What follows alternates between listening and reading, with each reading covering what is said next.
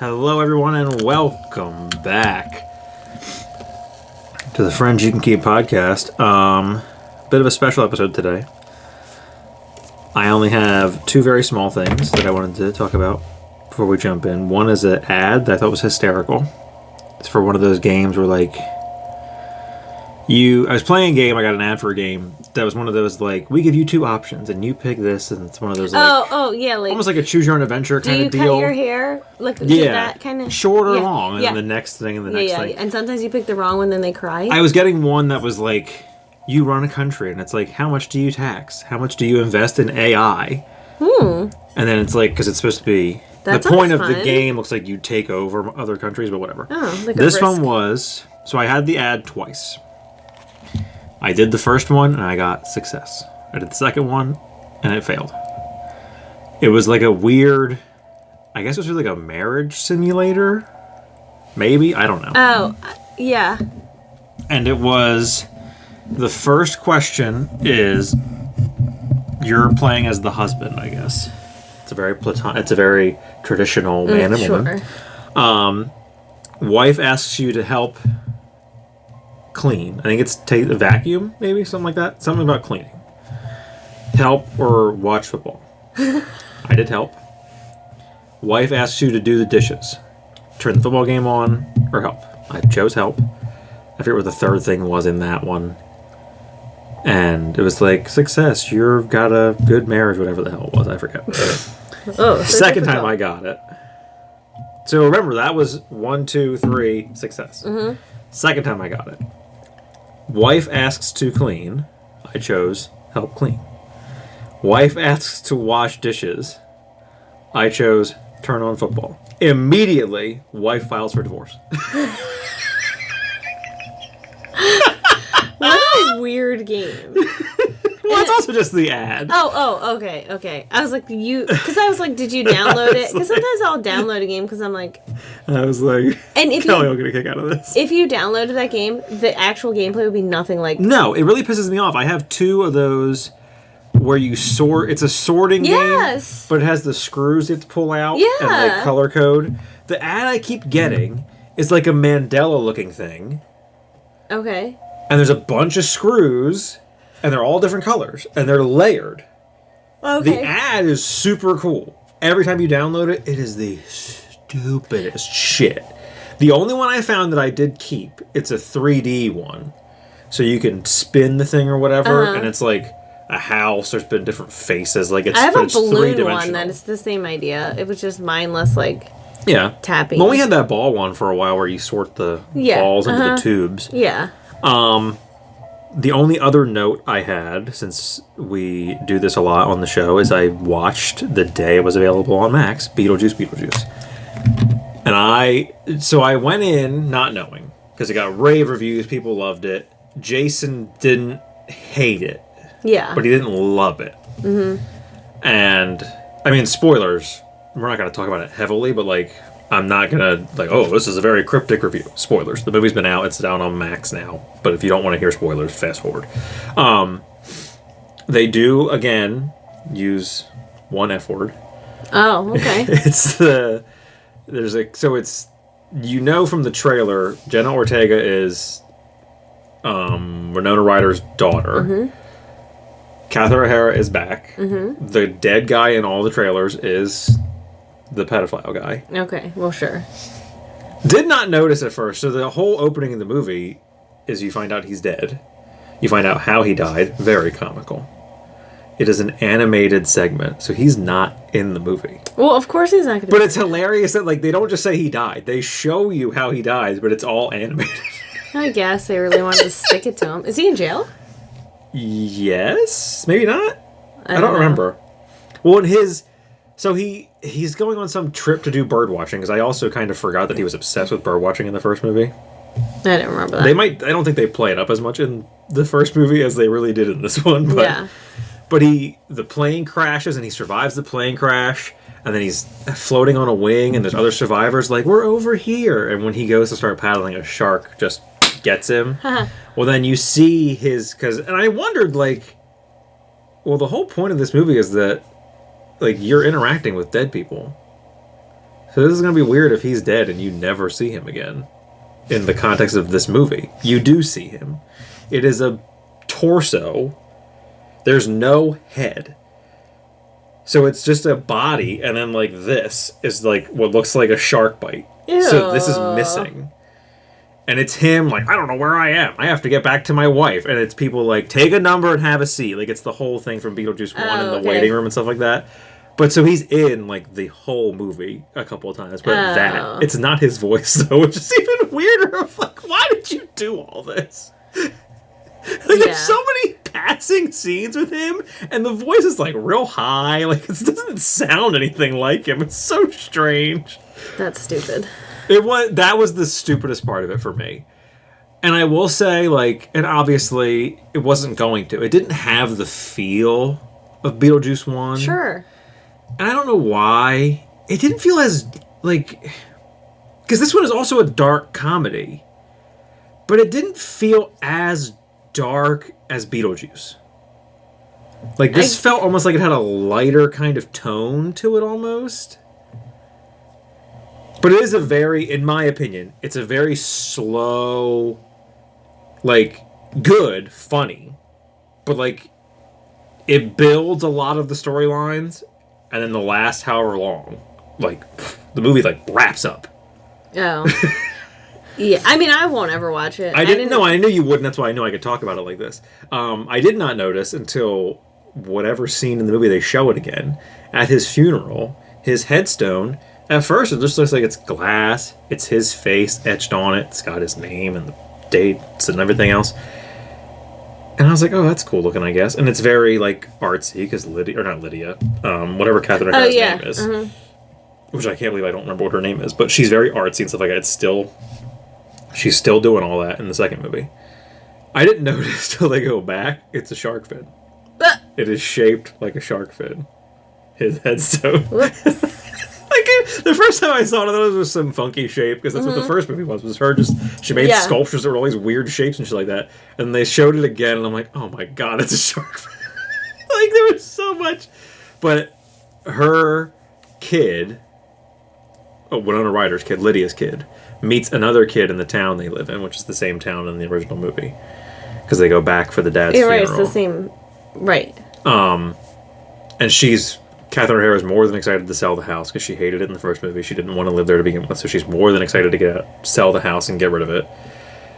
So she meets this kid, and it's real weird because he's in this tree house, and when she goes back to the house for Halloween night, his parents are just like there, and you say hello to the mom, you say hello to the dad, but you don't see their faces. Well, then you find out because they kiss. Because he pitches it as like, oh, you can come back. We'll hand out candy or whatever, because Justin Theroux is dating Winona Ryder. He proposes at the wake. And Catherine O'Hara's like, basically just like, what the fuck are you doing? And he's a total creep in the movie, Justin Theroux is. But they're going to do the wedding on Halloween night at midnight, because it's Lydia's favorite holiday. The priest is also, they don't ever like harp on it, clearly an alcoholic. Oh. I thought it was going to be a weird cult thing. Because it shows him at the wake, like, downing wine.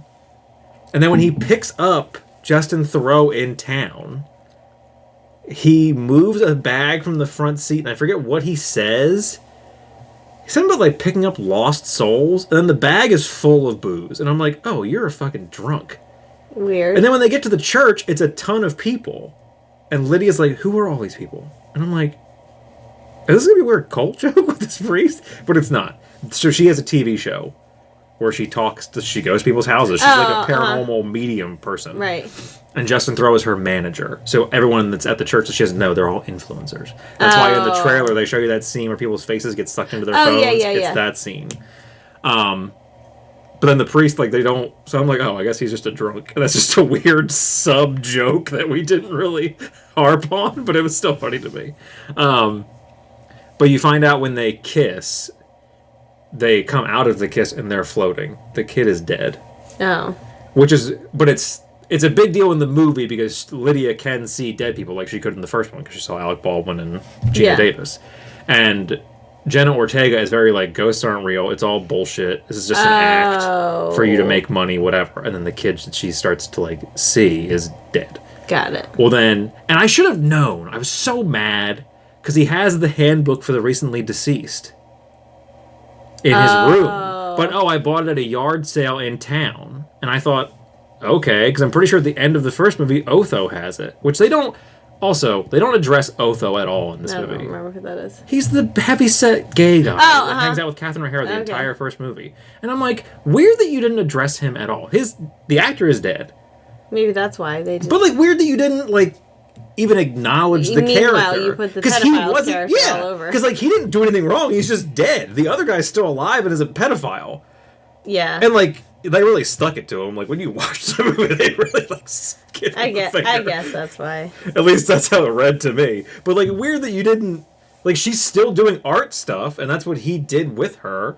Like, it was just weird to me that you didn't address it. It's also strange that there's no mention... Outside of the model still existing, there's no mention of Gina Davis and Alec Baldwin. Yeah. Like, I knew they weren't in it, but I was really expecting, like, I'm going to watch this, and there's going to be, like, a cameo or something at the end of this movie. Or a reference or a picture of them, like... And there really wasn't. But he has the handbook, and I just assumed, like, Otho's old or something like that. And that's the... But no, it's because he's dead. But his parents are also dead. Because when the mom goes back to the house, Catherine O'Hara's signing all the stuff with the realtor. And it's the same... The woman who sells the house in the first movie, it's her daughter selling the house in this one. So there's still continuity there. But I forget what she says about the address she dropped her off at. And the realtor's like, something about that street. And there's a house on that street that I've been trying to sell for years, but it's so hard to sell a murder house. And then it's like, what? And then she tells her the address. Here, you don't see the parents' faces. They do reveal it when she goes back. He murders his parents.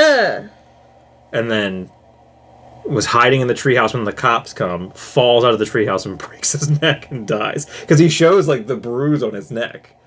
But I think he said he fell out of the treehouse. He didn't say that he murdered his parents, and then the cops came and he fell out of the treehouse. But he explains, like, that's why he's only in the treehouse when she met. And then he couldn't go out to the front to hand out candy because he can't leave the house. Because he's dead. So it's that weird thing, those rules of, like, because it was the same thing with Alec Baldwin and Gene Davis. Yeah. And he gets her to, like, there's a way that we can be together, that I can come back to life. And she reads this incantation out of the book. And what he doesn't tell her until they get into the afterlife is the incantation she read was so she can go to the afterlife, and then she's going to stay there, and he's going to take her soul and be alive. Well, then her dad is dead. And it's the big promise of, like, you read this, I can take you to the afterlife so we can bring me back, and you can see your dad. Well, then, of course, who works in the office where you get all the paperwork done? Her dad. But the funny twist where the F word comes in, he's a big, like, Dostoevsky, and he's a big reader guy. And so is she. That's what the big connection is when they first meet. When they get back, you have to have the whatever paper stamped by this time for it to take effect, the incantation. And they run into the doorway, and they're like, don't stamp that thing! And, like, right as he's saying it, the stamp goes down. And the kid's like, sorry. But then I forget what the exact line is, but it's Beetlejuice that stamps the thing. And I forget what the stamp says, but it's not an official stamp.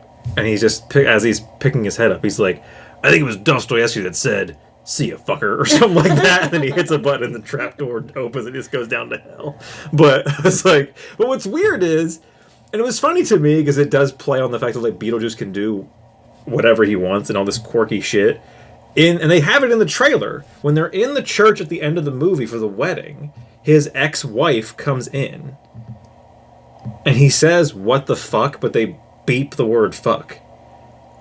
Like, the doors fly open and she walks in and he turns, he's like, what the beep? And it does like a beep. And I'm like, that's hilarious. Weird. Because you only do one F word. Yeah, but, like, why would you even have him say it? I think it's to For show... the comedy? I think, yeah, because he can do that kind of... Like, it's... Everyone heard the beep. Like, it's him doing it because he could do all that, like... He's beeping. The movie he's doing the beep. Gotcha. I think is the... They don't really... Mm-hmm. That's not as apparent, I think, as some of the other stuff he does, like, because you can't see it. And no one reacts to it. Right. But that's what I read, was like, he beeped it. Yeah, that would make sense. Oh, and they are in a church. So that could be a weird, like, that's why he beeps it.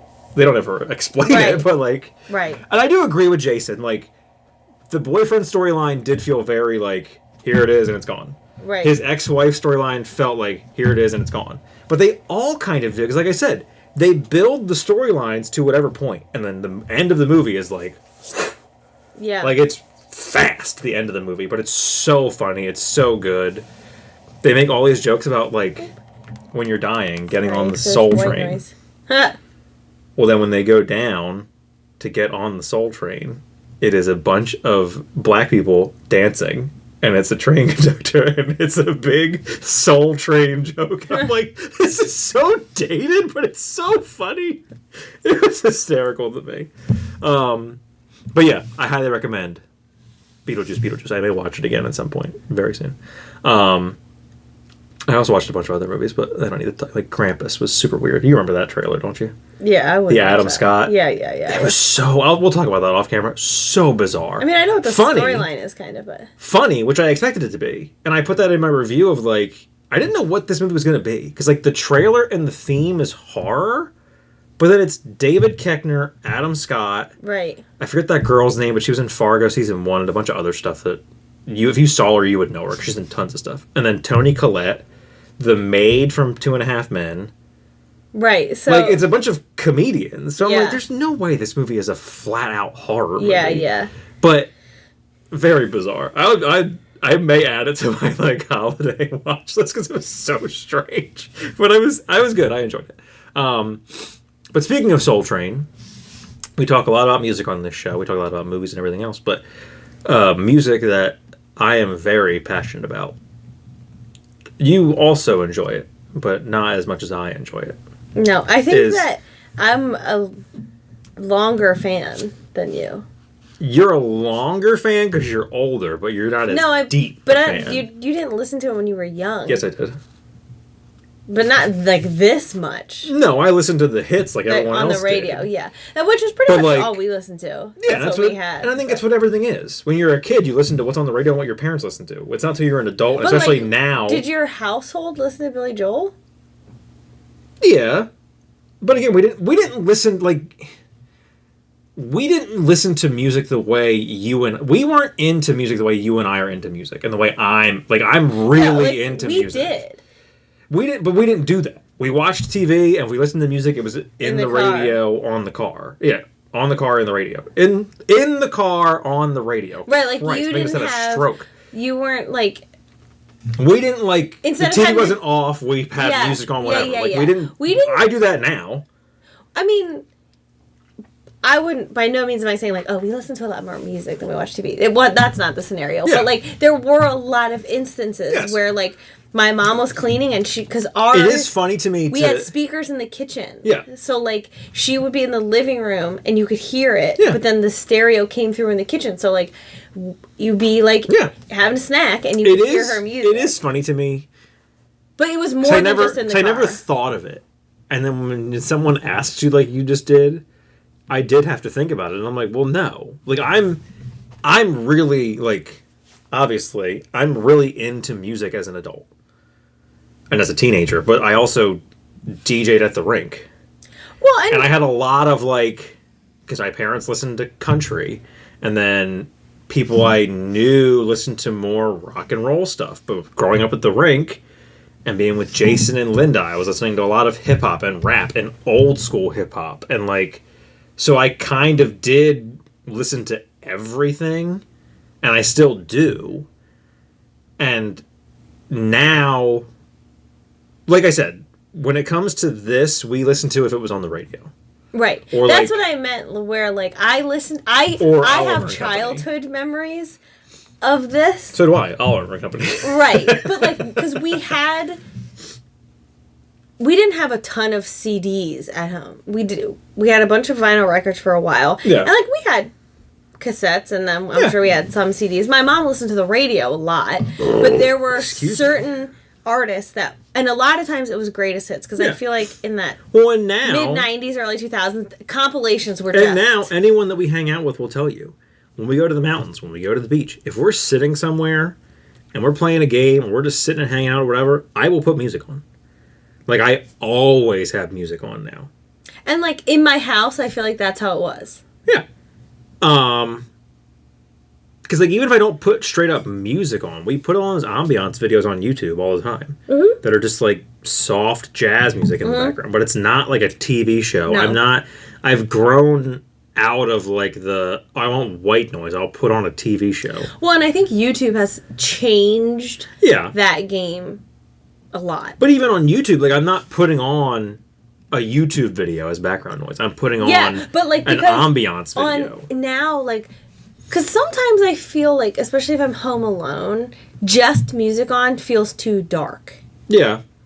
Even with your lights on, like, if having I'm the sitting, TV off, if I'm sitting and working on something, it's different than if, like, I'm doing dishes or whatever. Yeah. Like, if I'm actively doing something, I'll have music on. If I'm sitting, I might put something else on, but...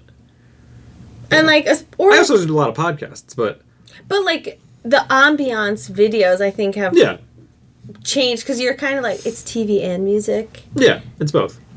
But tonight, in our first... I don't know if we'll do this again with another artist. Oh. I would... It would be hard. I would think... Well, it depends on the artist. Yeah, you could do it. And it depends on, like... Because I don't know how many albums Elton John has. I think he has a lot. Yeah. And I'm not as passionate about Elton John as I am. We could certainly This felt like a good starting point, because I knew a lot of these. Like, you could do it the same way I did this You one. are correct in that you are a longer time fan of Billy Joel and than I am. my picks have different reasons. I am not as long time of a fan as you are, but I am a deeper fan. Yeah. I know deeper cuts than you do of Billy Joel. There are songs that, while you grew up listening to the greatest hits album, I would have never known. There are songs that you know now because I know them. Yeah. And I play them, and now you're like, oh yeah, I know that song. Yeah, and some of them, because there were, I mean, obviously, I think the greatest hits things were... Greatest hits 1 and 2. And there's 3. There is 3 total, yes. I think they had a lot of songs on them. Yeah. So they did. Yes, they were probably all played on the radio at some point in time, but like in the 90s... Well, I'll be able to tell you at some point what played on the radio. In the 90s, they weren't all still on the radio. No.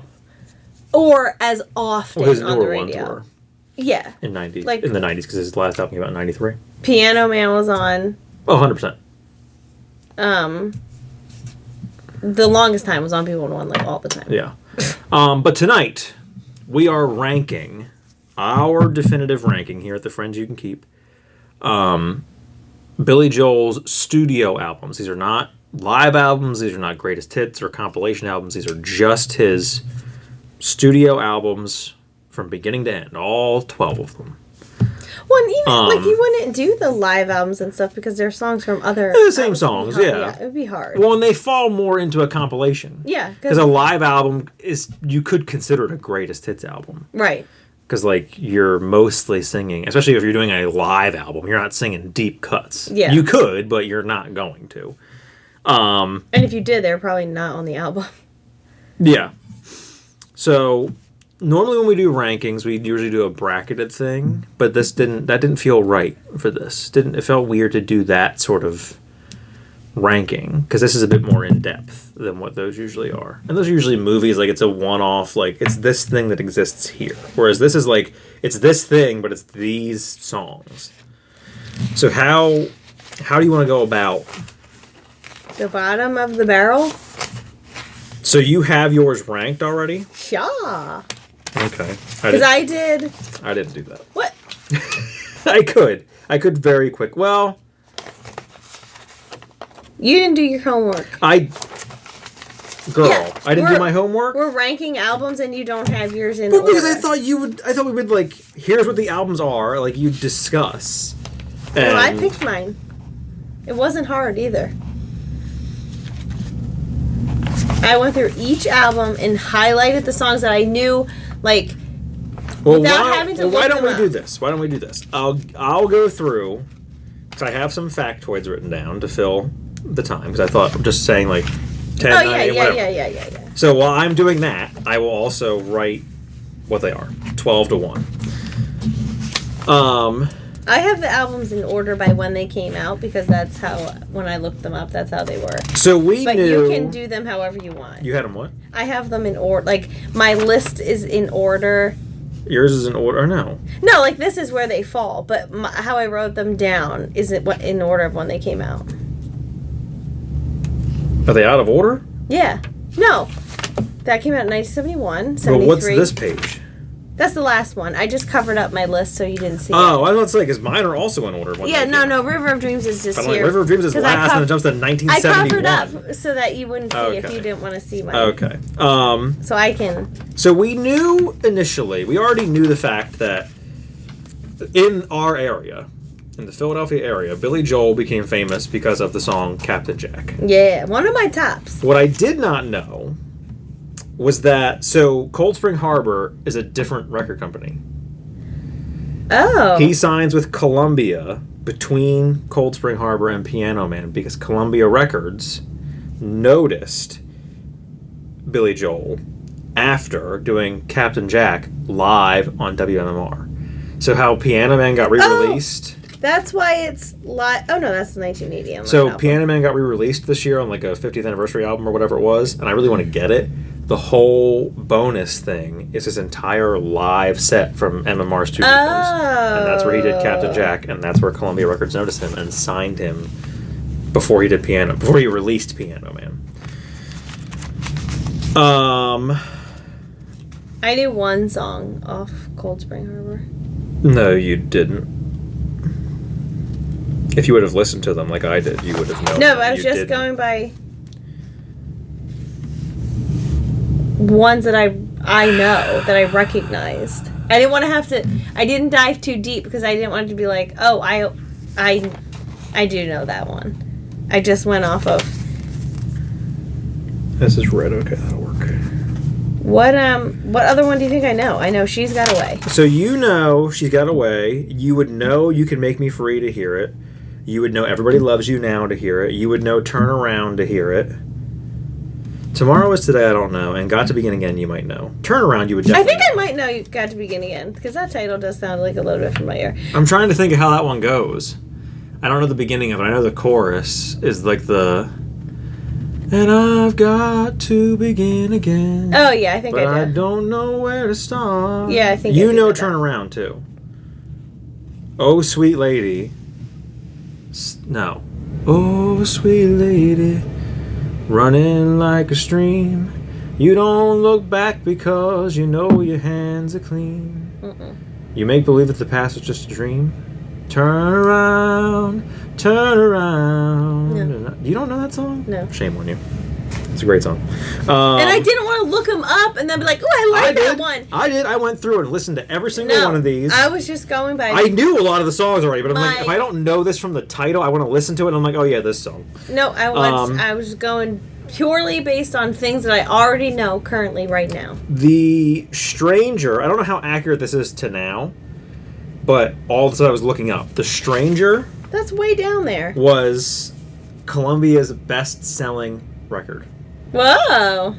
I don't know if that still stands, but at whatever time that I kept seeing everything, maybe when it came out, I don't know, but it was at some point, if it's not still, Columbia's Oh. best-selling record with Wow. 10 plus million copies sold. Wow. That is also his best-selling studio album, is The Sure it Stranger. is. Well, his next album is Piano Man. After that, Yeah. selling-wise, or No, in order. oh, in order, and no.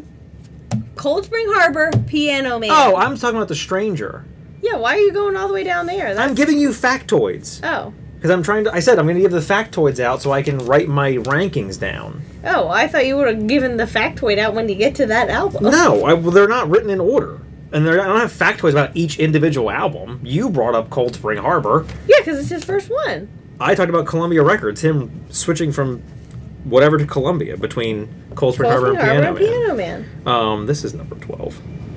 I don't even have to look at the rest of these to know that's number 12. That's the fewest songs on here.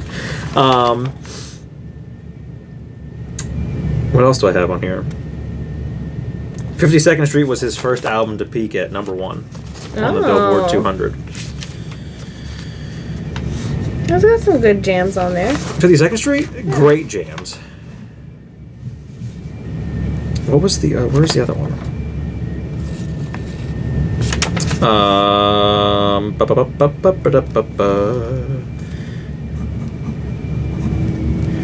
can't believe you didn't have yours in. I didn't think to do that because I didn't know how exactly we were doing this. What else do I got on here? Still Rock and Roll to Me was his first single to hit number 1. Man, that takes a while. Yeah. In the 80s. 10 years. Yeah. Well, his first album comes out in 1971. You know how old he was when Cold Spring Harbor came out? You want to just take a guess? 21. He was 22 years old when Cold Spring Harbor close. came out. He had 2 albums before that with bands that went nowhere. Like, it wasn't just him solo. So Cold Spring Harbor is his first solo album. Okay. But the 2 with the bands went I didn't know those existed until doing this. You might be... Stop it. You want me to take a pause? No. A brief TV timeout? No. Commercial break? I'm trying to go off of, because I wrote down how many I liked, out of the total number of songs. That's what's written here. I did 6 out of 10. I did mine by album. Which ones I like. Or songs that I knew. Flat out songs that I know this one. And then I starred ones that are if I was going to seek out a Billy Joel song, it would be one of these. And then number 1 album was the song that had the most songs that I knew. And then when there were ties, the songs that had stars next to them got to the front. This page is done. And my number 12 album, there was 1 song and no stars. So it's really 12. funny to me as talking about this now, as I'm writing these down and just trying to vamp a little bit. We had a conversation at one point with my Aunt Kathy where I said, and this, I will openly admit this has changed. So I thought for the longest time that my favorite Billy Joel album and the best album he ever did was 52nd Street. Uh-oh. I don't hold that still true after doing this research. Well, because you don't realize. But she was adamant. She was adamant. His best album is Piano Man. I mean, it depends on... And I bet you, because that's the album she remembers. Because maybe your list and my list are going to be so different because you like music that you've heard as an adult, and a lot of mine are I just have a lot of nostalgic appreciation for this song. Not that I don't still like it, but I remember this one because we listened to it in the car, or this one we played this one all the time, and I like Captain Jack because we weren't allowed to listen to it. My mom would skip it. Because it's inappropriate. 9. And when we saw him live, 10. we called her and made her listen to it. Okay, so I have them ranked now. Okay, finally. I'm going to continue giving out some little factoids. Let's get that out of the way. 52nd Street won Album of the Year at the Grammys. Oh! He had 33 top 40 hits. Out of all these albums, he only had 33 top 40 hits. Still Rock and Roll to Me, Tell Her About It, and We Didn't Stop the Fire are the only 3, the only 3 to go number 1. Wow. I think one of his, I feel like he's very, he's a cult classic. Yeah. The songs gain traction. He still sells out every concert. I also have written, we'll go over that afterwards, the total number of record sales. to show like to see like we ranked it this way. Do those reflect our opinion? So you want me to tell you my number 12? So we'll go back and forth. You do your 12, I'll do my 12. Oh wait, my number 12 or all 12? All 12 what? Am I just telling you what was my number 12? Yeah, I would say go back and forth. Okay. Like we'll pinball off each other. That's what I thought you meant. All right. Or yeah, that's okay. Yeah, I guess. Well, I thought like, do you do your 12 and I tell you where it lands on my list? As like a bigger fan versus longer fan, like this is Piano Man's here. Well, Piano Man for me is here. All right, I'll do mine. It doesn't matter. I'll do mine, and then you can. I'm gonna start from the bottom though. Okay. Number 12 is The Bridge, because I knew nothing. I knew Big Man on Mulberry Street, and I'm not saying it's a bad song. It's just not. A matter of trust. Oh yeah, I do. Sorry. This is the time. Oh yeah, this is the time to remember. Yeah. Oh, so then this one. Whoopsie. Hold on. He goes up here. So hold on, time out. I can't believe you didn't do this already. Number 12 is Cold Spring Harbor. Because I do in fact only know. Okay. So I will adjust. I'm not adjusting any others because I know. Cold Spring Harbor is my number 10. Oh, okay. So not far off. Not far off. She's Got Away peaked at number 23 on the charts. That's as high as it went. So here we go. Okay, so the Cold Spring Harbor, I did not know. Cold Spring Harbor also his least. I love She's Got Away. His least selling album. I mean, it's a great song. You don't like the version on that album? Oh, it's remastered somewhere? No, you like the live version. Oh. Because I've played this version. Like, this isn't the one I like. Oh, so see? I mean, I still put it. I still put it at the bottom because I only knew that one song. His least selling album with only 4. And then this is from bestsellingalbums.org. Do not come at me if these are wrong. Right. We're just 14,970 copies. Didn't even break 1 million copies sold of Cold Spring Harbor. Wow. Well, okay. When it was first released, which I wonder, I haven't noticed because we have it. I'll have to play it now. When it was first released, they fucked it up. That in his opinion, he sounds like a chipmunk. Oh. When they first released it. We'll have to look if ours is 71 or not. Yeah, I would have to imagine it is because it's an original album. But. But yes, it's an original album from the 70s, but was it re-released at some point in the 70s? Or, did they fix it? Yeah. Remaster? Whatever. All right. So, Cold Spring Harbor is number 12. Number 11 is Street Life Serenade. Wow. Because I do know The Entertainer, and that's it. No, you don't. You know Los Angelinos. Yes, you do. Well, it didn't speak to me. Unbelievable. The Entertainer. And we cut it down to 305. Great song. Which is about? I don't know. Piano Man. Oh, that's right. I did know Piano Man is a longer song, and the Columbia Records cut it down to 305. So it would be played on the radio. But that was... So indeed, The Entertainer is about Piano Man.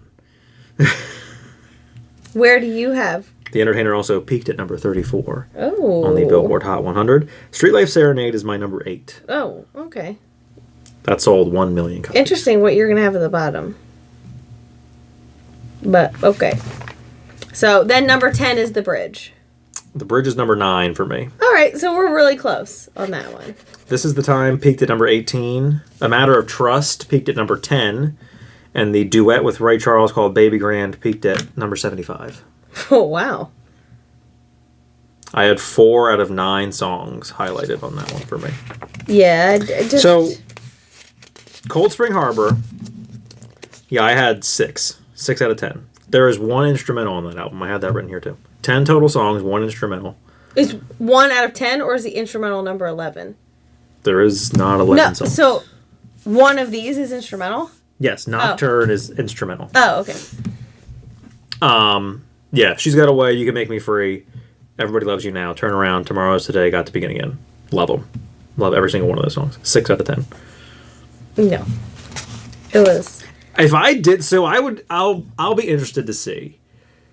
I may have amendments when the next episode comes out because I didn't really think to do like hard, like you did, where you actually ranked them. I don't know why I didn't think to do that. So then very quickly I went off of like, oh, it's this much out of 10, and then where I had stars. Yeah, that's what So I like did. if I had ties of like, oh, there's 9 out of 10 for these two albums, Yeah, which has the more stars. That's what I did.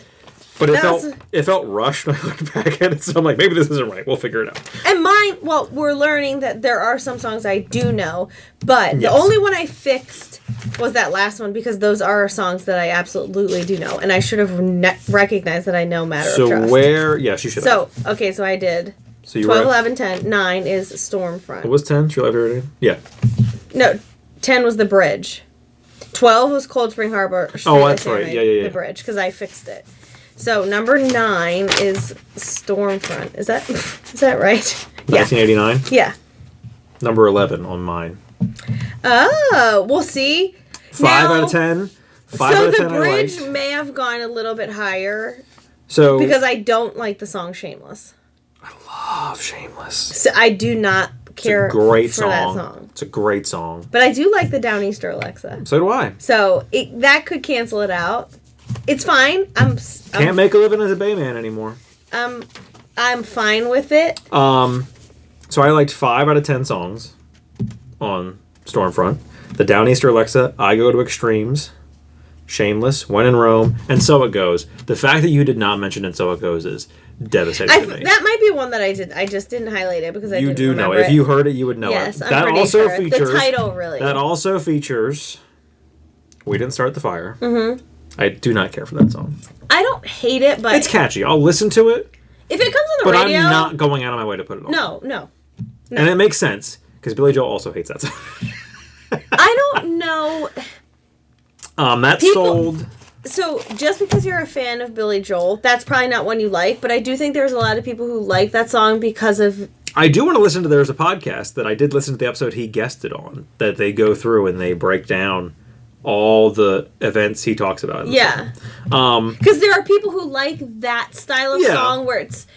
I did not like Fall Out Boy. Is that who did the? Oh, the updated. the It was updated one? terrible. It was Awful. out of order. Awful. Or is this one out of order too? No, this one's in order. Yeah. I didn't care for the fact that it's out of order.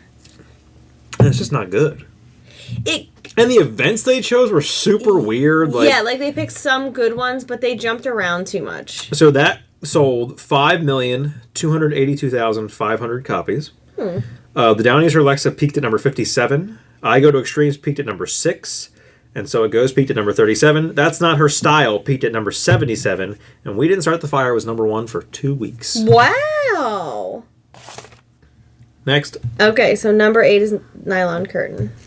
Nylon Curtain is number 8. Because of Allentown. The Nylon Curtain is my number 12. Oh my god! 2,507,146 copies. But here's Allentown peaked at 17. I love Allentown. Pressure. It's a special picture. Pressure peaked at number 20. Yeah. Good Night Saigon. Like And that Goodnight one. Saigon peaked at number 56. I liked 4 out of 9 songs on that album. So, She's Right on Time is another one I liked. but here's the difference we're gonna have. Because you listen, like you listen when you go and you listen to a whole album. Yeah. So you're liking more because you listen to these whole albums. And you know what's funnier? What? I don't have a star next to Allentown. Oh my god! How dare you? I love Allentown. I mean, it's not his best. No, it's not. And just love I it. wasn't going like, oh, this is a star in his whole lexicon. The stars were based off the album itself. Oh no! See, I was going by just in general. Well, it was songs. kind of both. The stars are more like, is this a banger to me? Like I'm, Oh my God. I'm going out of my way to put this on. I will am put on not. Allentown. I will listen to Allentown. It's not as hated to me as We Didn't Start the Fire, but I'm not going out of my way to put Like, on I will Allentown. turn off Shameless if it comes on. That's shameful. I will turn the radio station. I will. But is turn it off. his version or Garth Both. Brooks' version? It's because Garth ruined it for both of them.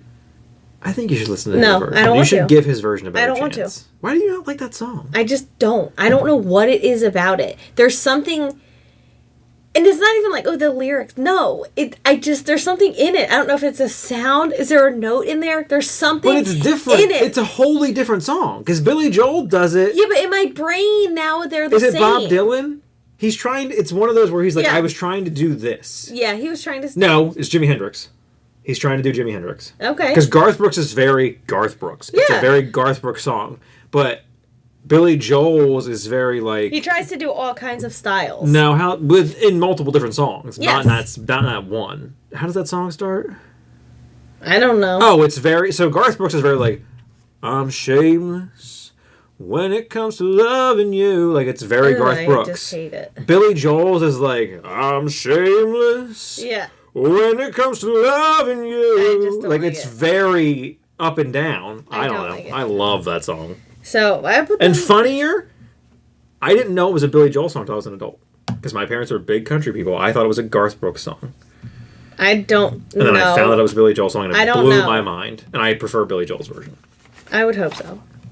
But yeah, I put that at number 8 because of Allentown. Number 12. Because when we're talking about nostalgia, I went to college right around the corner. It's 12.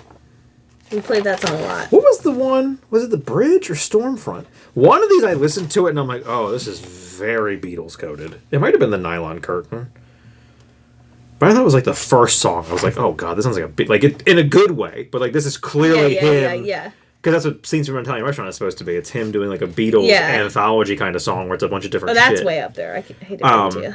But okay, so well, I just thought of it because I have to. If I heard it again, I'd be like, oh yeah, it might have been The Nylon Curtain. yeah, but I don't think Allentown. Is Allentown didn't, but that was the first song on the album, which is Yeah. I don't know. It could have just been because, like I said, I only liked 4 out of 9. So the other 5, when I put them on to see like, do I know this song? I could have been like, oh, this is very Beatles coded. Because you already knew it. Maybe it's Laura. Because maybe you just skipped Allentown because you already know that one. I didn't. Yeah, I didn't listen to it when I did this. I'm like, I know Allentown. I know She's Right on Time. I know Pressure. I love Pressure. I mean, if we were going pure nostalgia, this next album should be number 1. And it's Piano Man. That's your number 7. My number 6. Okay, we're close. Piano Man. 8 out of 10 for me. The greatest moment of my karaoke career was we sang Piano Man, a group of us, at Applebee's on a Thursday night. And it was like, people were into it. I very recently sang Piano Man. And I had to finish it. No, you did not. No, you didn't. What? Wasn't there one time where, like, No. it was hurt when your voice was hurting? What song were you singing? I finished it for you. It wasn't just Piano at Man. people's backyard. No one cared. But It wasn't Piano Man. I just did that the last time we were Oh, down. yeah. And it was one of the funniest moments of my karaoke career. Because it was where my parents have a house. They usually have a fire pit. There's a burn ban right now. And it was cold. And it was like the coldest night of October. Kelly wanted to go over and do karaoke, so we did. She sang, round of applause, standing ovation, there's people crying, whatever. I got up, I did. What was the first song I did? I don't remember. Did I do Tiny Dancer first? Maybe. I think I did Tiny Dancer first.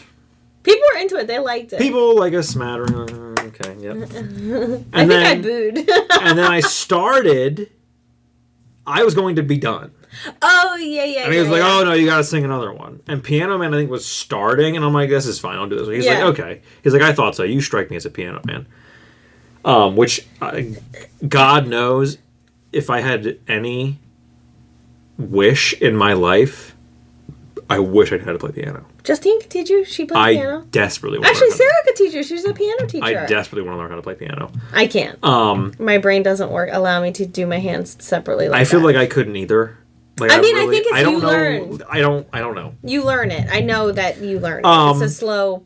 But it was hilarious because it's very cold, and my humor is what it is. And I think people kind of didn't get it. I think people did feel bad for me a little bit, but I was just joking around. But in the midst of Piano Man, everyone is leaving. Everyone's like, it's too fucking cold for this, I'm going home.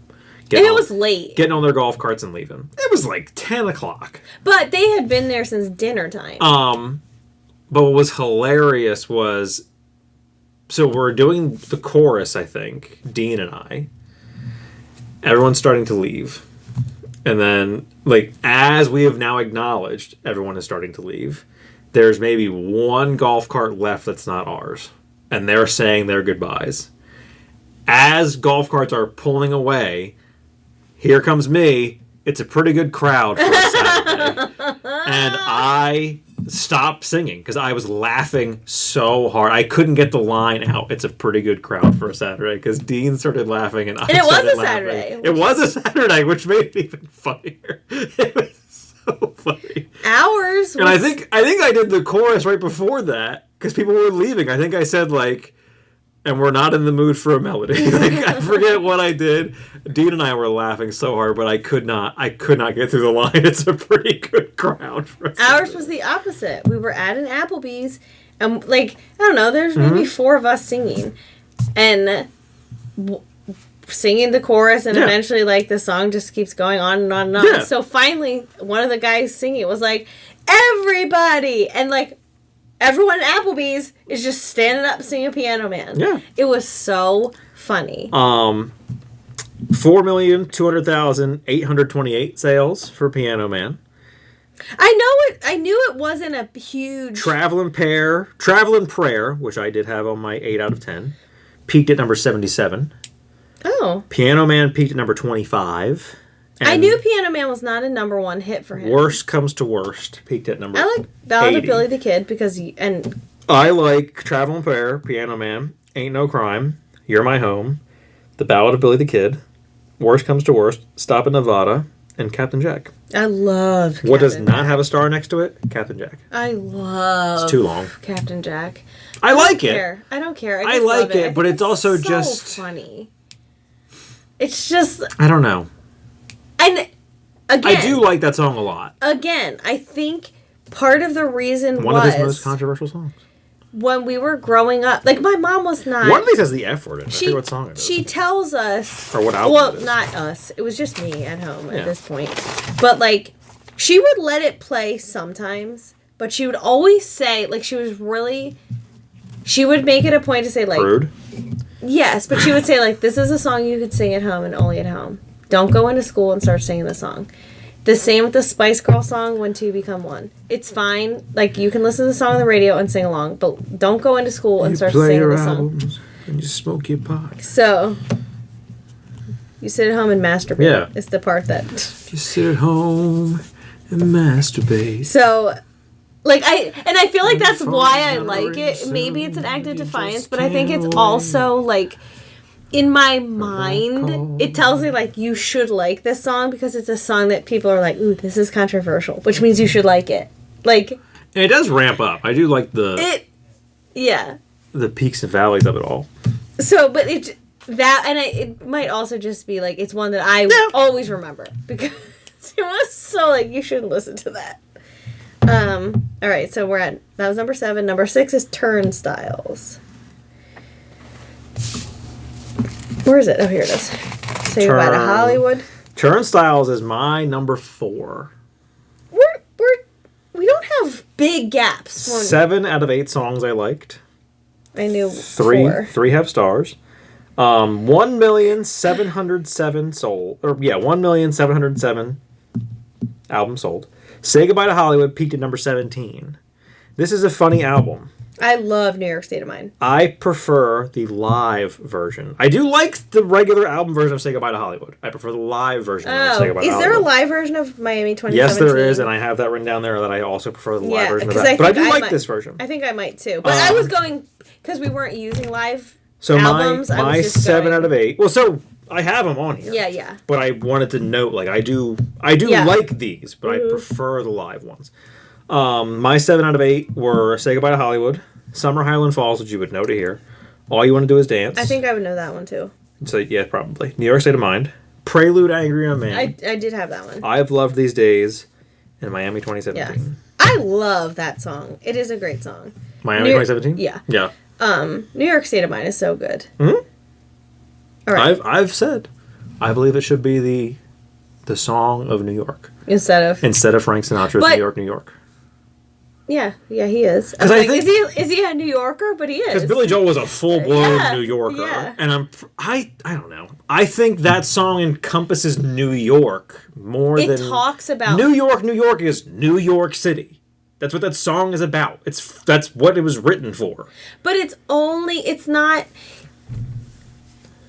New York State of Mind talks about, like, the Hudson River line. He mentions Yeah. things in New York versus like Start Just- spreading the news. I'm I'm leaving leaving today. today. I'm going to make a brand new start of it. New York, New York. New York, New York. it- These vagabond shoes are longing to stray. And I understand that the Like- whole thing is if you can make it here, you can make it anywhere. Yeah. That's the whole thing about New York City. Yeah.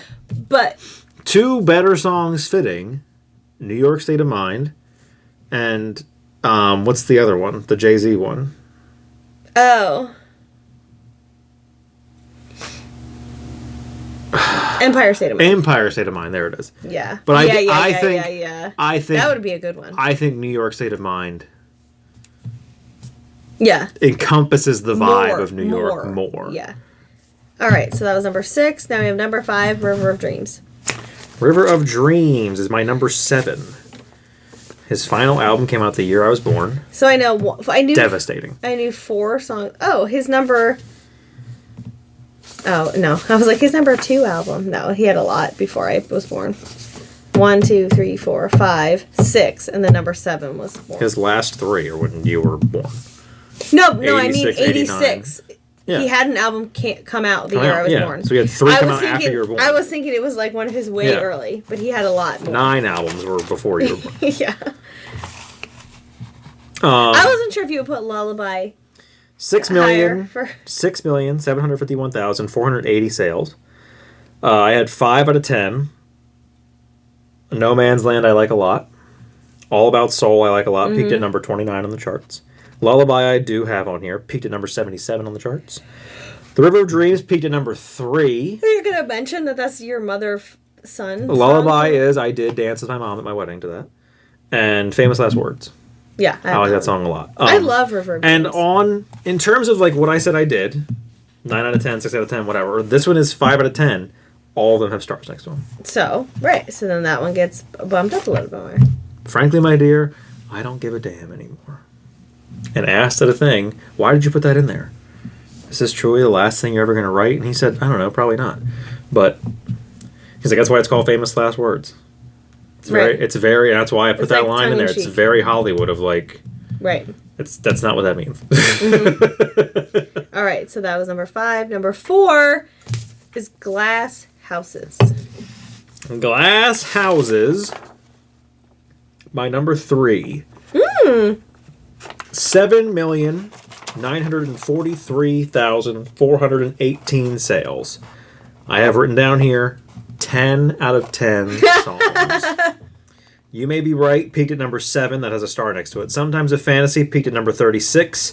Don't Ask Me Why peaked at number 19. It's Still Rock and Roll to Me was number 1 for 2 weeks. Wow, I love that song. All for Lena. I Don't Want to Be Alone Anymore. Or I Don't Want to Be Alone is the name of the song. Sleeping with the Television On. Great song. You Were... C'est à toi, toy? C'est de Toi. Oh, yeah, C'est à toi. Yeah. You Were the One. Great song. Close to the Borderline and Through the Long Night. All great songs. That is a front to back album. Yeah, I have it. Hands down. I didn't know many, but I knew enough and I liked them. Yeah. So, all right. So, number 3, 52nd Street. 52nd Street is my number 2. Uh-oh. So, our number 1 and 2 are going to be... 8,288,000 sales. Big Shot peaked at number 4. This is a 9 out of 9 for me. Big Shot peaked at number 14. Honesty. Oh, I did know 52nd Street, too. Sorry. Honesty peaked at number 24. Love that song. My Life peaked at number 3. Zanzibar. Stiletto. Rosalinda's Eyes is probably my favorite Billy Joel song. I don't know why. I just love that song so much. Half a Mile Away, great song. Until the Night, great song. 52nd Street. I don't mind Rosalinda's Eyes. It's not... I don't love it as much as you do. I don't but know why I like it so much. I like Zanzibar. Zanzibar is a great It's like- song. Let me tell you how mad I It's so was. zippy. Let me tell you how mad I was. We were in the car. Jeremy's got Spotify on. I don't know what. It's some weird like radio station type of deal. Oh. I forget what was said by the DJ. I hear the beginning of it. I know from the beginning of it. This is Zanzibar. And he fucking skipped it. And I'm like, That's funny. how dare you, sir? I would have said something. I thought about it where I'm like, bro, like what? Yeah. There are some. I wouldn't have said something to be rude. There I would have are been some. like, how are you going to turn off Billy Joel? There are some. Because he probably didn't recognize it, that's fine. He's not listening to Billy Joel. Not like I am. He's listening to the hits. No, that's what I mean. Like, he's listening to like 5. He like, didn't. He's not. He's listening to Piano Man. He didn't turn it off because he doesn't like Billy Joel. He's listening to Piano Man. He's listening to like Scenes from an Italian Restaurant. Like he's not He listening. doesn't know Scenes from an Italian Restaurant. But like I just thought like there are some Billy Joel songs where I would give you like okay we can skip it. Not a big deal to me. Right. You don't skip. Skip. If you're just scanning through stations and you hear Zanzibar, no. Would you at least want to like give it a listen? Like it sounds so funky. Tell the waitress I'll go back to Zanzibar. I'll be hiding in the darkness with my beer. Rose, he knows he's such a credit to the game, but the Yankees grab the headlines every time. It's just I don't know. He's got a lot of songs that are like that. But yeah, I don't. It's like even if you don't recognize this, you might want to leave it on. I don't know what it is about Rosalinda's Eyes. I don't know what. I don't know if it's the context. I don't know if it's the sound. The vibe. I don't know. It's probably all of it. Yeah. But okay, so that was number 3. Can you know what my number 1 is? I should have known before I even started. What haven't we done? I mean, it's been sitting right here. You probably saw it. I haven't looked. Your number 1. I'm trying to think of what haven't we done yet. Oh, your number 1 is The Stranger. Indeed it is. So number 2 is An Innocent Man. Here's the catch. So, based purely on the titles of the song, I know more songs from An Innocent Man.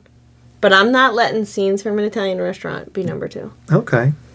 So here's a funny thing. And I'm also not letting Only the Good Die Young be number 2. So here's the funny thing. So we talked about, like, what was it?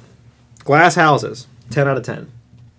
Front to back album. I mean, they're all front to back albums for me, but 10 out of 10 songs I enjoyed. 2 of them had stars next to them. Right, because just because you know it doesn't mean it's like you're a big fan of it. An Innocent Man is my number 1. I only have... Because of Christy Lee. I only have 9 out of 10 songs written here. Right. All 9 of them have stars next to them. Yeah. Because I went through here. So Did you think yours was going to be The Stranger? No. Oh. I thought mine was going to be 52nd Street. Oh, okay. That's what I said. I was adamant that was my favorite album. Right. Because all the songs are great. Rosalinda's Eyes is on there. Yeah. 8,735,900 copies of what? sold. An Innocent Man? Okay. Easy Money. Fantastic song. Great. An Innocent Man peaked at number 10. Great song. The Longest Time. Oh, I know This Night too. The Longest Time peaked at number 14. Great song. This Night, great song. Tell Her About It, number 1 for a week. Wow. Uptown Girl peaked at number 3. Great song. About Christy Brinkley?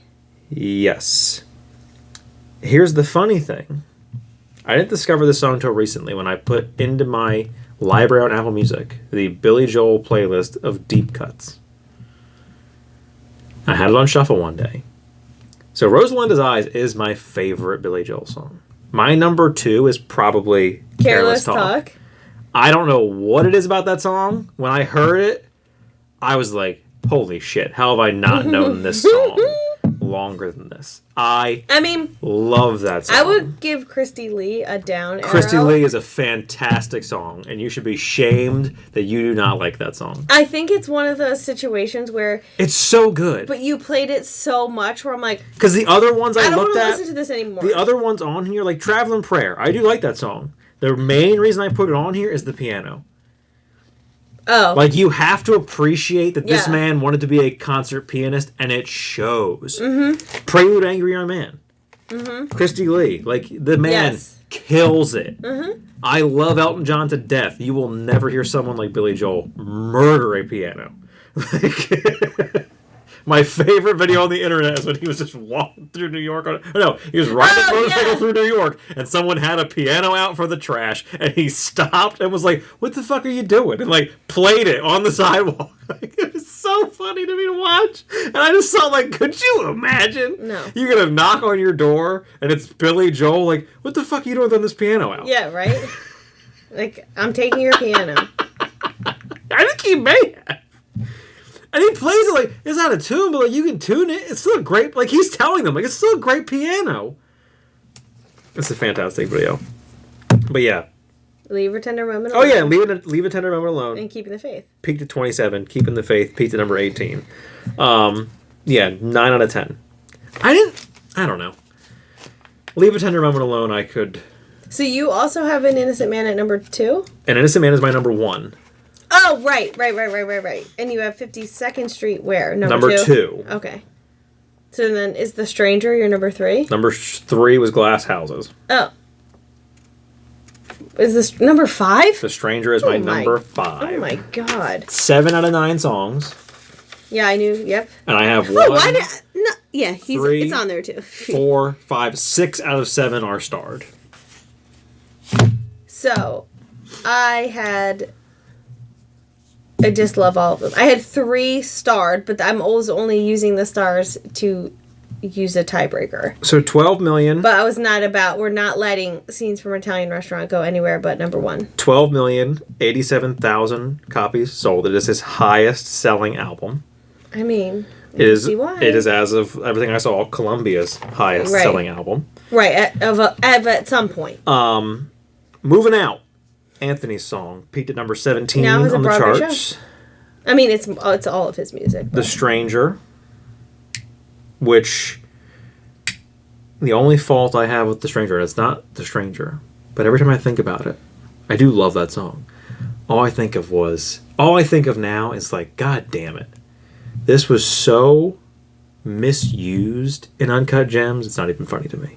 And I can't not think about it when I hear that song. Like, all I think about is, like, did you not listen to this song when you put it in the movie? And then Adam Sandler uses Lullaby in that god-awful The Week Of movie, which is one of the worst Adam Sandler and worst movies I've ever seen. It might be his worst movie. That movie was atrocious. It was so long. And then even to though it find wasn't out that he used that song to dance with his daughter, I'm like, fuck you, Adam Sandler. It was after our wedding, if it makes you feel better. Yeah, no, it didn't. It made me feel worse. Because I'm like, no, don't do this. Don't do this shit after I did it. In this awful movie. You couldn't have put this in a good movie, Adam Sandler. Just the Way You Are. Just the Way You Are peaked at number 3. It was almost a wedding song. Scenes from an Italian Restaurant. Vienna. Did not chart. Vienna did not chart. Only the Good Die Young peaked at number 24. That should have been our wedding song. And She's Always a Woman peaked at number 17. And then Get It Right the First Time. I don't know it in the other one. 7 out of 9. I mean, they're great. I mean, it's a reprise, so it's fine. 7 out of 9 are great. Only the Good Die Young should have been our wedding song. I was keeping... Truly. I mean... That would have been hilarious. Could you imagine? No. What do you mean no? Well, it doesn't really... Yes, it does. Yeah, but, like, not at your wedding. It does. Could you imagine we would have told your mom? Our wedding song is Only the Good Die Young by Billy Joel. I don't know. It's weird that, like... She never cared for me, but did she ever say a prayer for me? Were you counting on me when you were counting on your rosary? You didn't count on me when you were counting on your rosary. Whoa, whoa, whoa. Yeah. They say there's a heaven for those who will wait. Some say it's better, but I say it ain't. I'd rather laugh with the sinners than cry with the saints. I did that on an art project in college, and I don't think the teacher cared for it. I think, did I do the full... I think I just did. I'd rather laugh with the sinners than cry with the saints. But I should have done the full... I'd rather laugh with the sinners and cry with the saints. The sinners are much more fun. Yeah. It softens it. Only the Good Die Young. So there it is. A lot of differences that I wasn't... Well, no, I don't know what I expected yours to be. Mine is it's a wild card, honestly. You just never know. So to recap mine, just because it was a little bit jumbled the way we did it, which is not a big deal. My number 12 was Nylon Curtain. Well, go the other way. Go 1 to... Why? Well, now that we've already said them, it's no big shock what your number 1 is. I guess. So my number 1 was An Innocent Man. My number 2 was 52nd Street. My number 3 was Glass Houses. My number 4 was Turnstiles. My number 5 was The Stranger. The only big difference here is that you had The Stranger so far down. Because everything in here is just... You just have yours up My further. number 6 was Piano Man. Mm-hmm. River of Dreams was my number 7. Yeah. Street Life Serenade was my 8. So here and here... The Bridge was my 9. Cold Spring Harbor was my 10. Stormfront was my 11, and the Nylon Curtain, as I said, was my 12. Yeah, like here we have them kind of reversed, but like up here they're very close. The big difference is I have The Stranger at number 1 and you have it at number 5. When you went more off of like specific songs. Like you put the Nylon Curtain where it is because of Allentown. You put The Stranger where it is because of Only the Good Die Young and because of Scenes from an Italian Restaurant.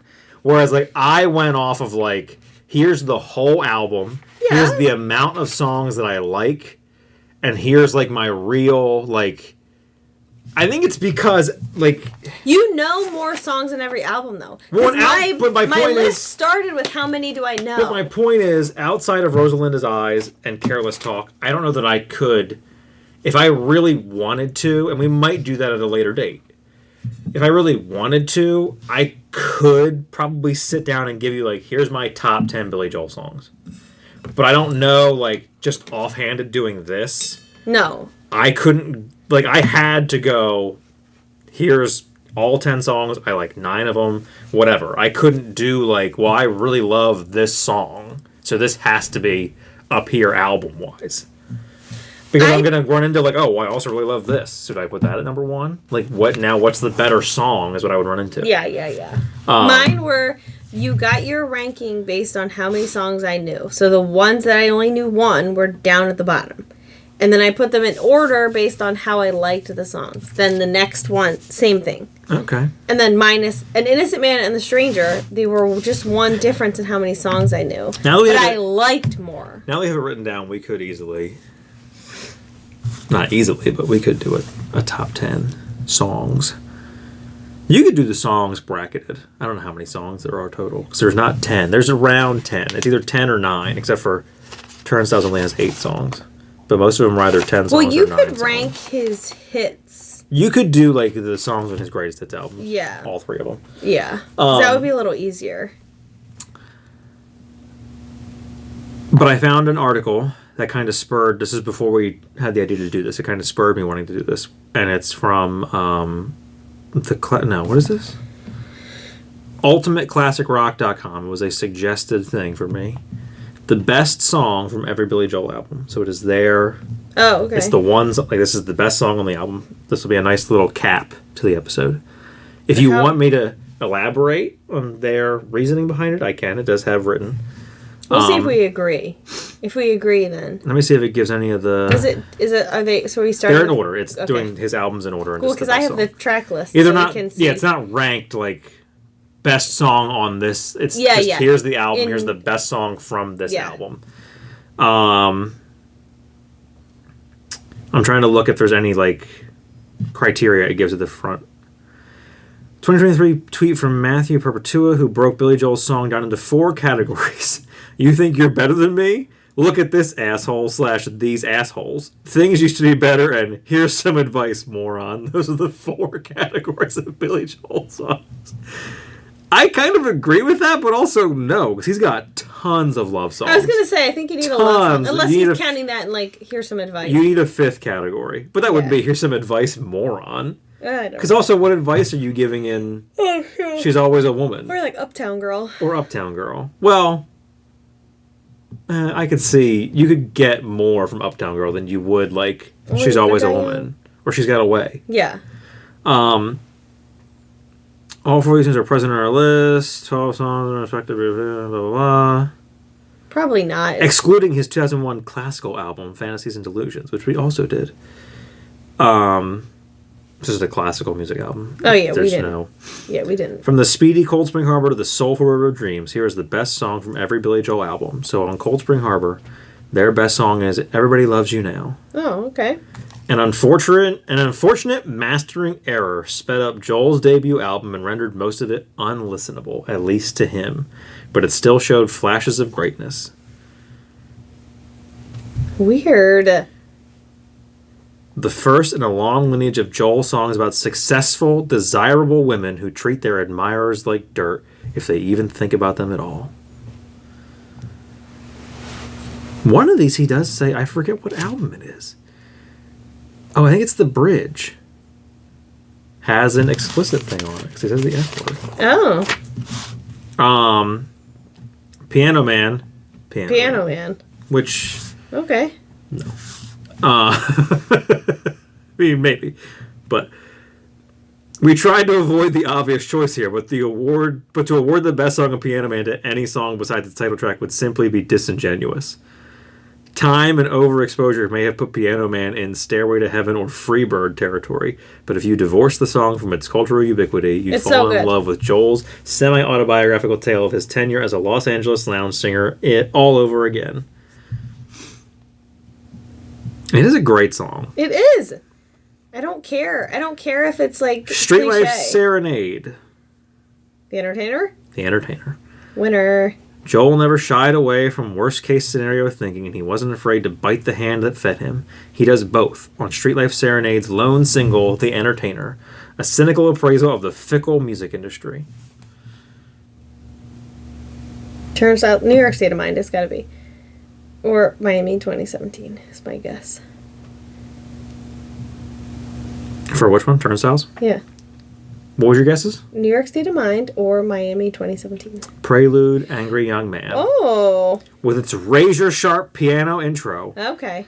pounding drums, and taut guitar upstrokes, Angry Young Man is a feat of technical virtuosity. Okay. Marking one of Joel's hardest rocking and most progressive songs.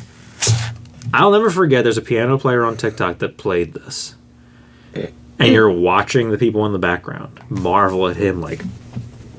Yeah. Because it's so fast. And the one guy says twice, "Oh, it's Billy the Kid." I'm like, fuck you, dude. This is not Billy the Kid. That song starts with a harmonica. I mean, you're close. No, he's not. Well, it's the right artist. Yeah, but listen to the beginning of that song. There are other songs you would have been more appropriate to say. All right, what do we got from The Stranger? The Stranger. Only the Good Die Young. Is that your guess? Yeah. Final answer? Yeah. Scenes from an Italian Restaurant. Yes! I didn't think they would pick that. I agree. Turnstiles established Joel class songwriter, but The Stranger turned him into a blockbuster, generation-defining star. Ah. A sweeping jazz rock pocket symphony about doomed lovers Brenda and Eddie is his masterpiece, and it belongs in the pantheon of all-time rock epics alongside A Day in the Life, Good Vibrations, and Bohemian Rhapsody.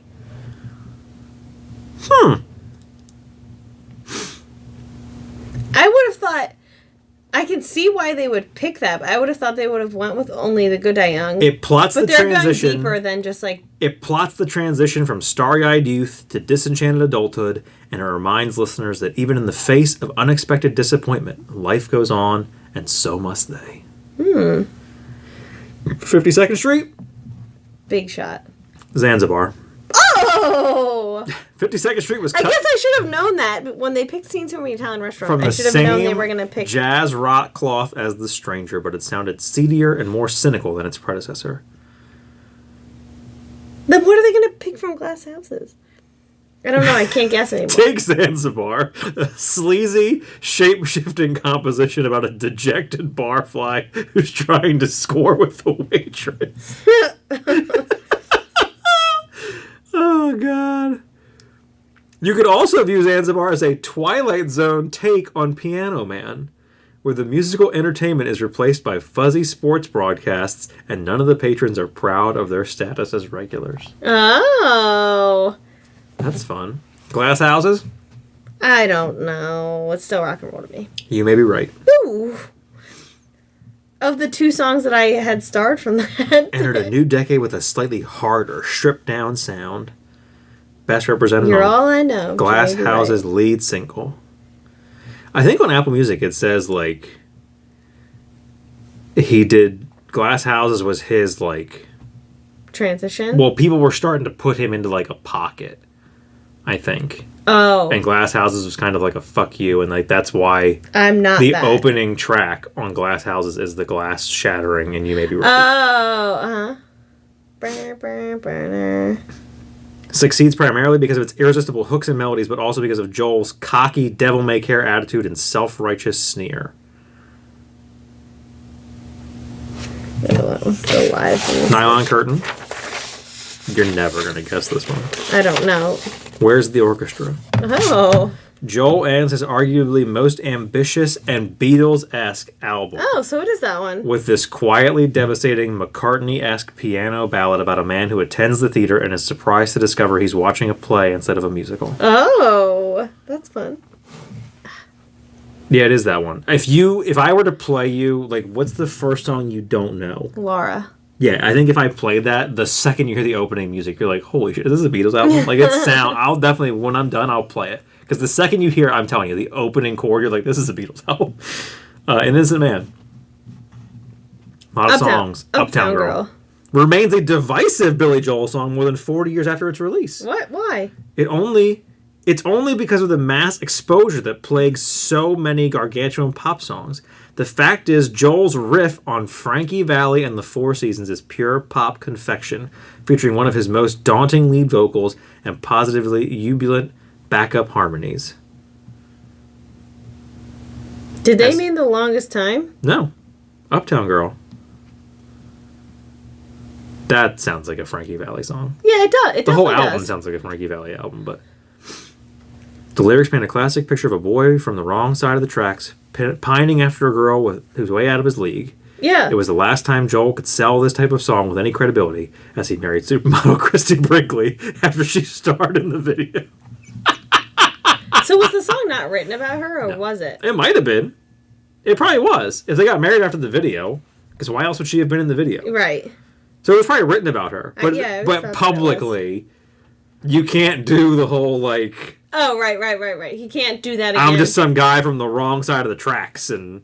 Right, you just bagged a I'm really in love with this girl who's way out of my league, and it'll never happen because she's way out of my league. It didn't last long, so... Yeah, but they still got married. Yeah.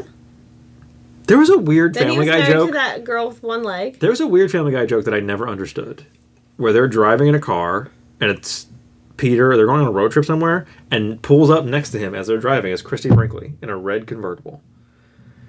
And, like, her and Peter are flirting with each other, and then a semi-truck, like, head-on hits her. Isn't it doesn't that happen in Christmas Vacation? No. A car doesn't hit someone head-on in Christmas Vacation. He has that thing with the logging truck at the beginning, but no one gets hit. One of them, he's in the car and he's like flirting with the girl next to him, and then he turns and like she doesn't get hit, but like she... No, they're at a stop sign and a red convertible pulls up, and it's clearly supposed to be Christy Brinkley. No, they don't ever tell you who it is. It's just a blonde, very attractive cartoon on Family Guy. They're flirting, and then like wham, like a truck just takes her fully out of frame. That happens in a movie. Peter yells, well, here's what I don't get. Peter yells, oh my God, and like what, like turns this way. And Lois's line is something about like, when you marry Billy Joel, that's bound to happen. Like, it was so weird. I'm like, what's that even mean? Weird. The bridge. Big Man on Mulberry Street? A Matter of Trust.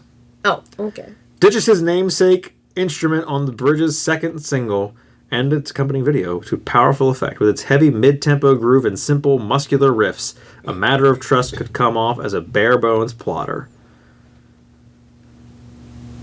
It's a great song. Stormfront? Wait, is that a fire? I Go to Extremes. Oh, okay. Ooh. On Stormfront, Joel broke up with longtime producer Phil Ramone and teamed up with Foreigner guitarist and producer Mick Jones. Mm. I'm going to guess the last one is River of Dreams. River of Dreams. Your guess is the River of Dreams? Uh-huh. All About Soul. Ah. Joel's final album of original pop rock material carries a sense of sobering finality. Even if he didn't necessarily write it with his semi-retirement in mind, All About Soul is a powerful, gospel-tinged song about abiding love. What happens after the infatuation wears off and the honeymoon phase is over. Joel gives one of his strongest late-career vocal performances, and the extended fade-out reaches Hey Jude levels of emotional heft. Oh my. Even as his recording career neared its end, Joel still performed with utmost conviction. Wow. Yeah. So there you have it, folks. The Friends You Can Keep definitive ranking of Billy Joel's albums. We did it. We did it. At some point, it sounds like we'll probably do songs. I don't know when that'll be, but at some point we may do that. Thank you for joining us. If you have differing opinions, let us know. Let us know what your favorite songs are about Billy Joel. If you're like a woman that came to a birthday party at the skating rink once, and when asked what music do you want to listen to, and we're looking for like genre, we're looking for a broad answer. Like, what are you looking to hear at this children's birthday party? And this woman very emphatically tells me, and this was before I was like super into Billy Joel, but like emphatically tells me, I don't care what you play as long as it's not Billy Joel. What a weird. And I will know from the first note whether or not it's a Billy Joel song, and I will come tell you to turn it off. Something happened. Who hurt you? Billy Joel hurt her, apparently. Did your ex-husband play a lot of Billy Joel? Something terrible happened to you and Billy Joel was playing. Something happened. Did you get in a car accident? Something happened. Are you the joke on Family Guy? Something happened. Were you hit by a truck? Head on because of Billy Joel? Billy Joel was... I don't know, but... Oh, Laura is the one with the explicit. Oh, okay. Thank you for joining us. Let us know your opinions on the Joel. One with the Joel is what this episode was. Follow us on social media. If you're listening to this, check us out on YouTube. If you're watching this, like and subscribe. Hit that notification bell. If you're listening, subscribe and comment and review. You can do all kinds of different shit on these different platforms anymore. I don't know. Apparently on Apple Music or it's Apple. Supposed to subscribe. Apple Podcasts. It's no longer. It's follow. Yeah, it's follow now on Apple Podcasts. According to, I think it was June Diane Raphael. I forget who they talked about it on How Did This Get Made. I heard say, I think it was June, that it's follow now. It's no longer subscribe. Like, I wonder why. Because that's what you do on. Follow me on Twitter. Follow me on Instagram. To keep it the same. Like, I guess it's just to carry over. Even though YouTube is, you don't follow people on YouTube. You subscribe on YouTube still. Right. So you would think in this sort of platform you would still be subscribing. Who cares?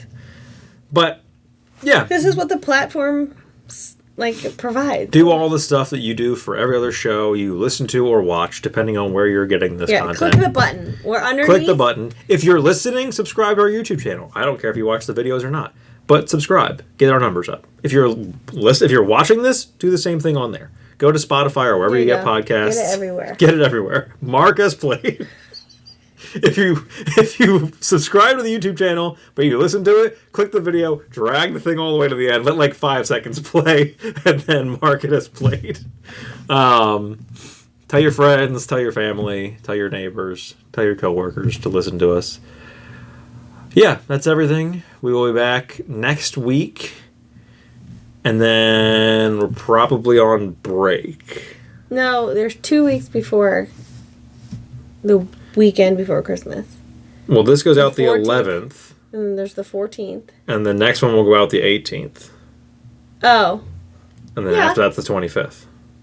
Right, but I probably wouldn't. We probably won't record the 20th that weekend. Oh, gotcha. Okay. I mean, we can, but I wasn't planning on putting one out on Christmas. Right. Or the following week for New Year's. Right. Maybe we'll do a little New Year's Eve. But if we record it, episode, we'll see. It'll be available the following week, and we won't have to worry about recording. Yeah. Who knows? So, we'll see. But regardless, we'll be here next week again. What we're going to talk about, I don't know yet. We'll figure that out. Join us and find out. Join the adventure. Yeah. Yeah. We love you. As always, thank you for being a friend.